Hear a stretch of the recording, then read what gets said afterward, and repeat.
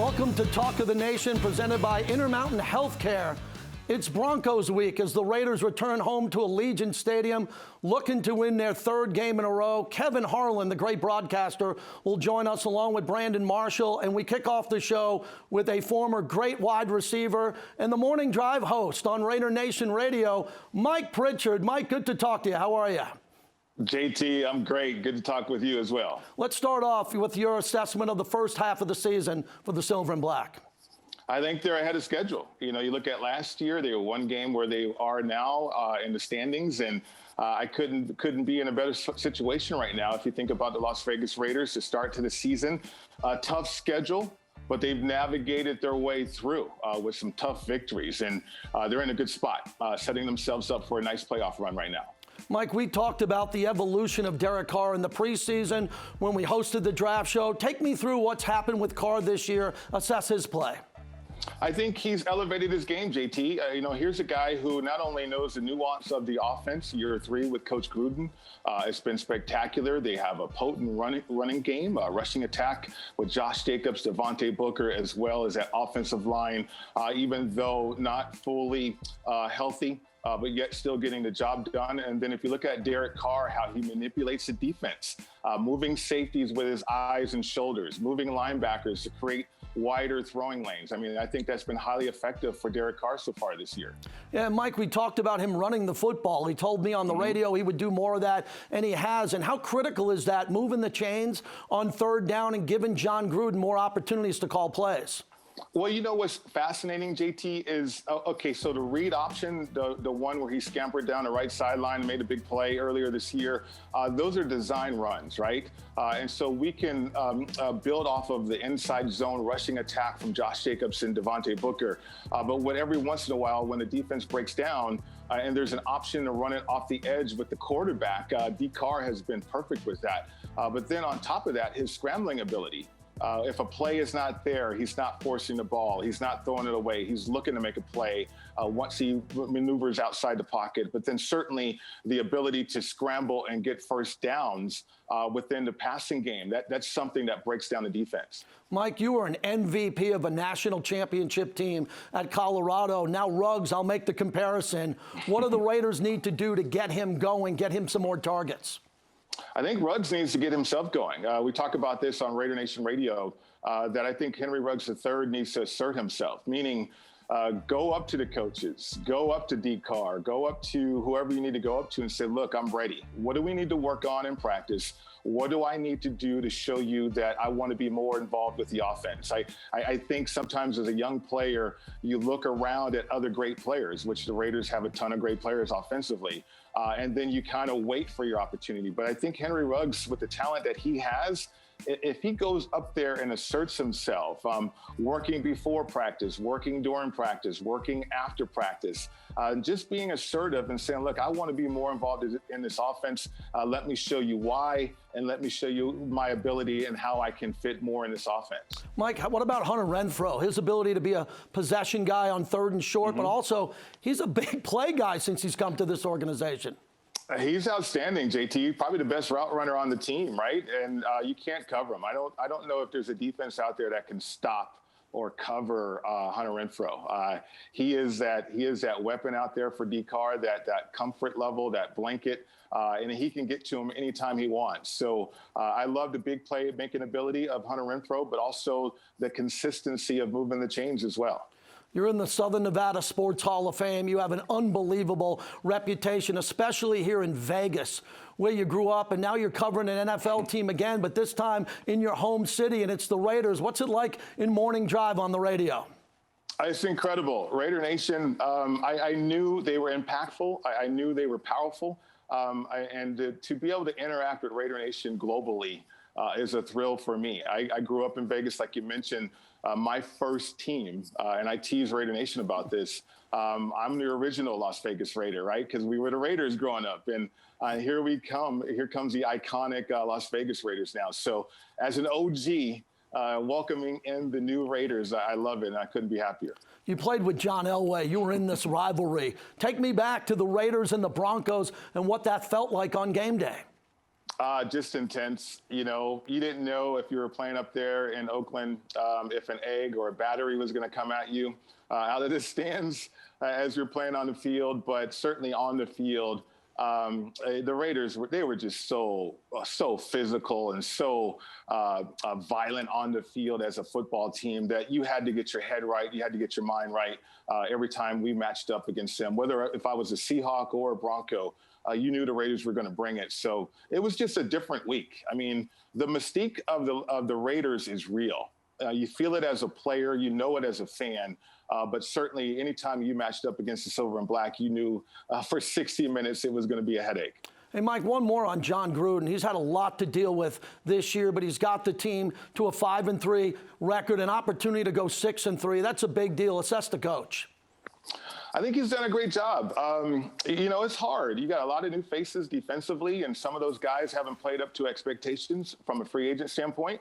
But then you have an offense with the continuity on the side and Derek Carr, the ability for him to get to the next level, which he clearly has. I think Derek Carr has now reached that franchise level quarterback. And, you know, that's a luxury to have. And then you have a lot of young players that you don't mind working with and developing. Right. And then working with a cohesive coaching staff, too.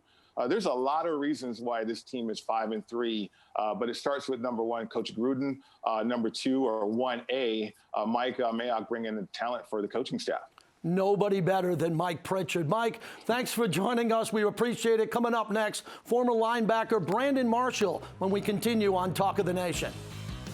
This has been brought to you by Allegiant, the official airline of the Las Vegas Raiders. Low fares, nonstop flights. Book now, only at Allegiant.com. Cox, proud partner of the Las Vegas Raiders. Intermountain Healthcare, helping people live the healthiest lives possible. Presented by San Manuel Casino, official Southern California casino of Allegiant Stadium.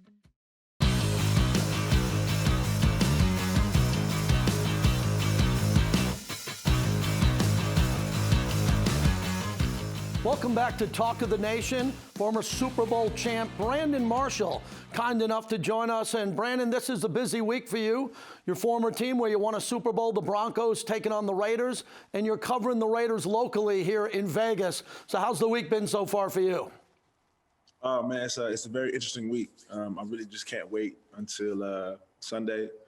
You know, and actually, since, like you said, we're covering the Raiders, so you know, instead of doing the show on Sunday morning, we're doing it on Saturday afternoon. So I can't wait to go in there and talk to the guys about the game. Let me ask you about the NFL in Vegas. You know this market very well and how the fans have gravitated to the Silver and Black as they move from Oakland to Vegas. Yeah, I mean, look, I'm from here, so I know a lot of people here. Everybody loves the Raiders. It's a lot of fans.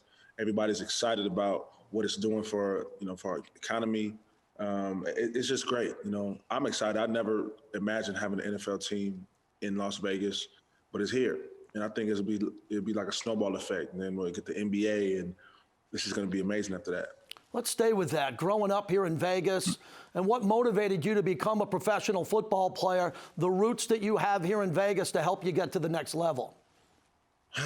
You know, I would just honestly say I think it was just in me. You know, my mom told me before I was old enough to play. My brother was old enough. He's 2 years older than me. He brought his pads home one night from getting them in, you know, before a Pop Warner game. And she told me I took his helmet and I slept in it. And so I just think, you know, my mom told me since then, she just knew that I loved the game. And I was always running around the house with a football. So I think it was just innate. You know, I just feel like it was in me. And I always was able to put in the extra work because I loved it. The Raiders are trying to upgrade the linebacker position. You were a great linebacker. Nick Kwiatkowski, his performance coming off 13 tackles. What do you see with him? Man, I love Nick. I think he's a hell of a player. He's very instinctual. You know, he's a tough linebacker. He has good instincts. He's always around the football. He knows where to be. He knows how to get off blocks, make plays. I like him, man. I like him a lot, actually. You know, him and Corey. Corey's a little bit more the opposite, man. He's more of a run and hit guy. You know, he's more the run and hit, make plays, punch the ball out. He's a little more slender, but you know, he gets to the football as well. So I thought they paired those two guys well.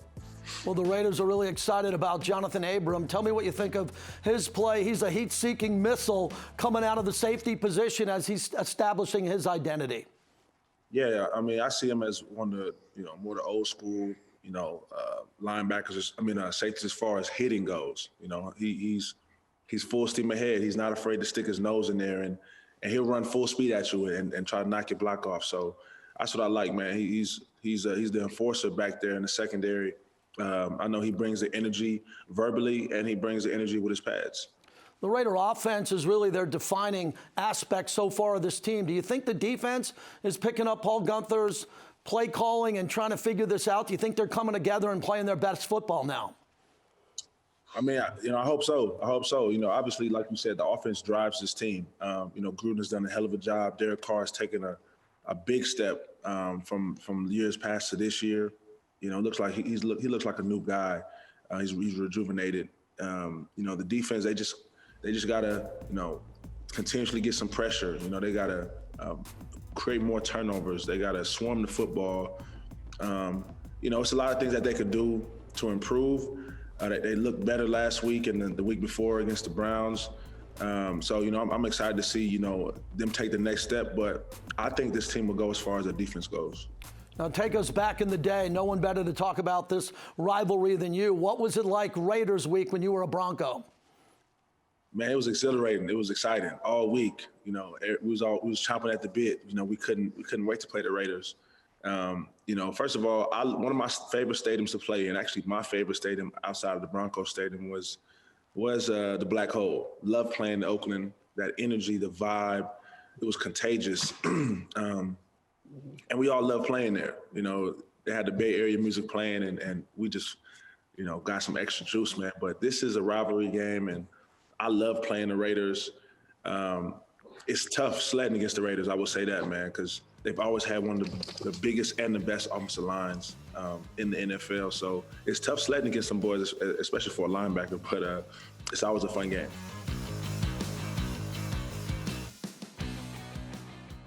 Brought to you by Modelo, setting the gold standard for authentic Mexican beer since 1925. Modelo, brewed for those with a fighting spirit.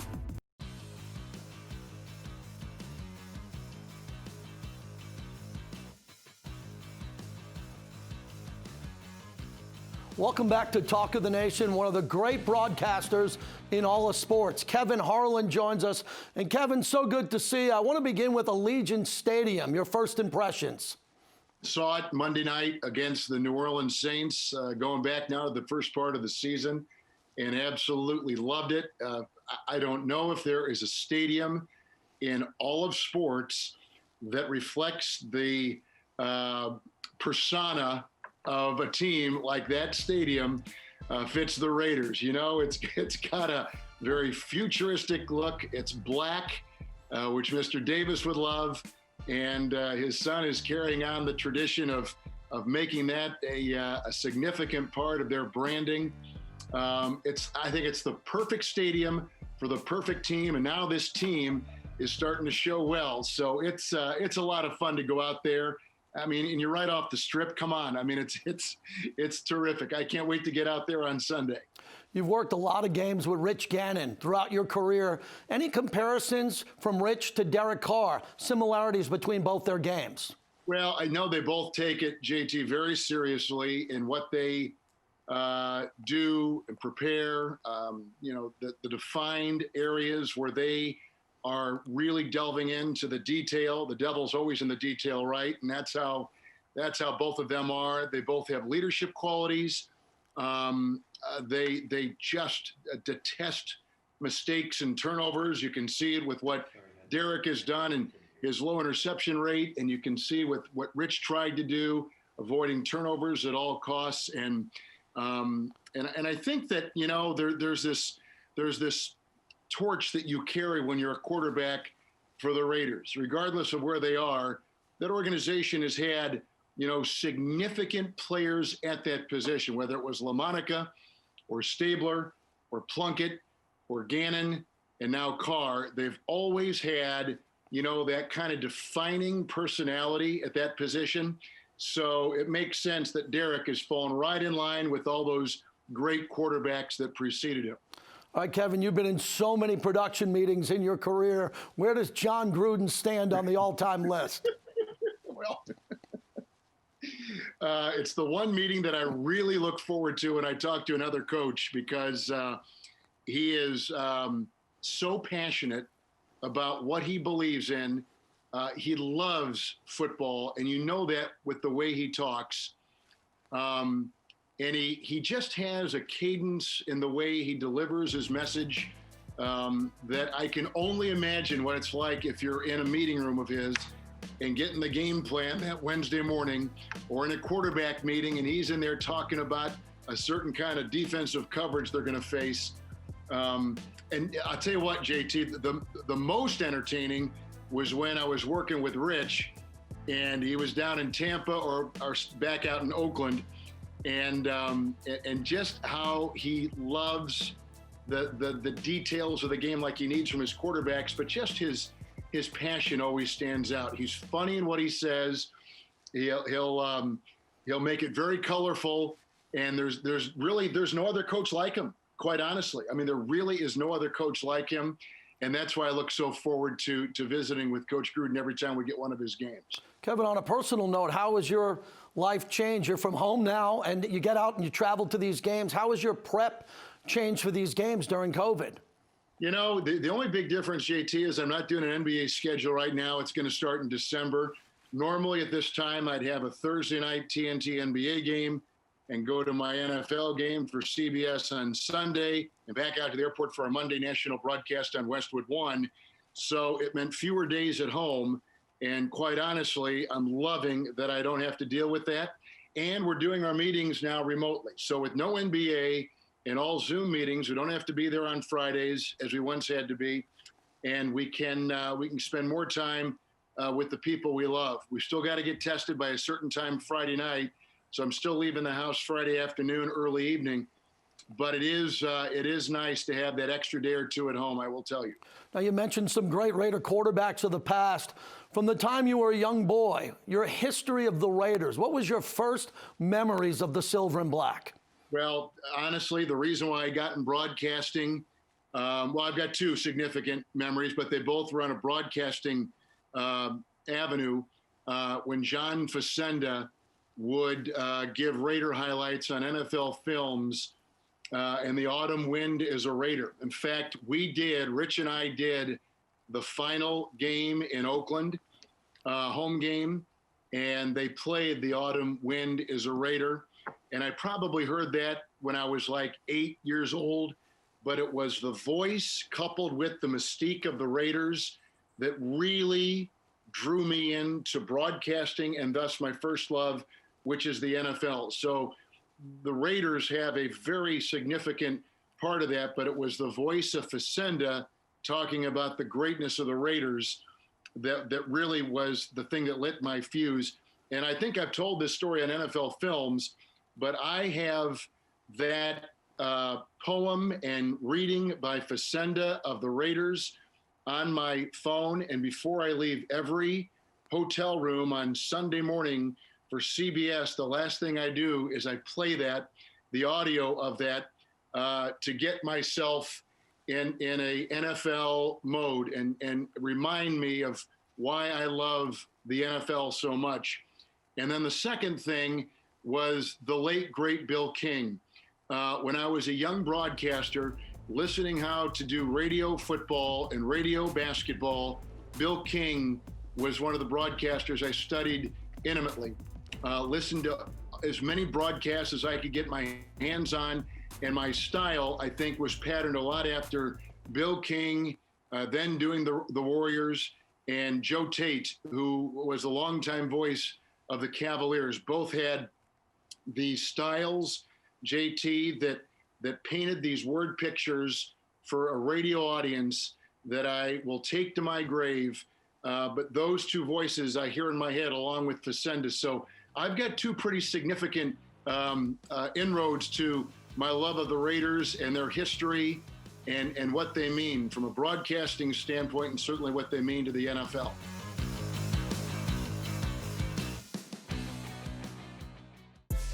Coors Light. an official beer of Raider Nation made to chill.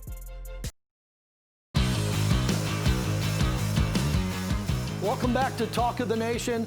The Denver Broncos are in town Sunday, and this is a really big game. The Raiders have an opportunity to win 3 in a row in the AFC in the month of November, and a division game coming up after this, prime time against Kansas City. Exactly where the Raiders wanted to be here in the month of November. And now in the AFC, they're showing their dominance, their ability to compete and win really important games. I talked to John Gruden this week and all the players and the legends, and no one's looking past this game. Often here in sports, the next one's the big one. Not around here. John Gruden knows the history of this rivalry, and everybody in this building knows the Broncos. And the Broncos have won 12 of the last 17 in this rivalry, so everybody is completely focused on this game. And what about home field advantage? This is something that the Raiders want to establish at Allegiant Stadium. They're 4-1 on the road. They've been doing it outside Vegas, and now they come home with an opportunity to keep stacking wins. We've been talking about stacking them up, and you do it in the division, it's a really big deal. Thanks for joining us this week. For everyone at Silver and Black Productions, I'm JT. It's the Raiders and the Broncos. Next week, Kansas City on prime time. Thanks for joining us. This has been brought to you by Allegiant, the official airline of the Las Vegas Raiders. Low fares, nonstop flights. Book now, only at Allegiant.com. Coca-Cola, the official soft drink of the Las Vegas Raiders. Brought to you by Credit One Bank, the official credit card of the Raiders. Cox, proud partner of the Las Vegas Raiders.